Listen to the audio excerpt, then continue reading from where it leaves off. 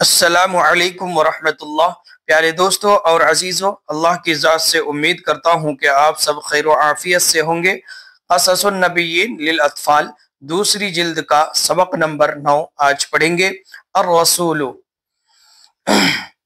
وَأَرَادَ اللَّهُ أَن يُرْسِلَ إِلَيْهِمْ رَجُلًا مِّنْهُمْ يُكَلِّمُهُمْ وَيَنصَحُ لَهُمْ، اور اللہ تعالیٰ نے ارادہ کیا کہ بھیجے ان کی طرف ایک ایسے آدمی کو انہی میں سے جو ان سے بات کریں، وَيَنصَحُ لَهُمْ، اور ان کی خیر خواہی کریں، ان کو نصیحت کریں، وَيَنصَحُ لَهُمْ، اور ان کو نصیحت کریں۔ إِنَّ اللَّهَ لَا يُكَلِّمُ وَاحِدًا وَاحِدًا، بے شک اللہ تعالیٰ ایک ایک سے بات نہیں کرتے، لا یکلمو بات نہیں کرتے، واحدن واحدن ایک ایک سے یعنی الگ الگ کر کے۔ ان اللہ لا یخاطب کل احد، بے شک اللہ تعالی ہر ایک کو مخاطب نہیں کرتے۔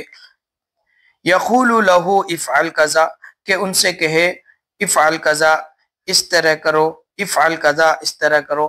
ان الملوک لا یکلمون واحدا واحدا، بے شک بادشاہ بات نہیں کرتے واحدا واحدا الگ الگ ایک ایک آدمی سے۔ ان الملوک لا یذهبون الى كل احد یقولون له افعل کذا افعل کذا، بے شک بادشاہ نہیں جاتے ہیں ہر ایک کے پاس کہ ان سے کہے افعل کذا افعل کذا اس طرح کرو اس طرح کرو۔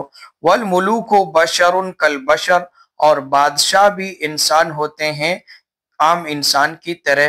ایک یقدر کل احد ان یراہم، ہر آدمی قدرت رکھتا ہے اس بات کی کہ ان کو دیکھے یعنی بادشاہ کو دیکھیں۔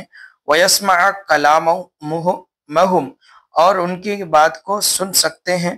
ولا یقدر احد ان یری اللہ، اور لیکن کوئی قدرت نہیں رکھتا اس بات کی کہ وہ اللہ کو دیکھے۔ وَيَسْمَعُ كَلَامَهُ، اور اللہ کے کلام کو سنے۔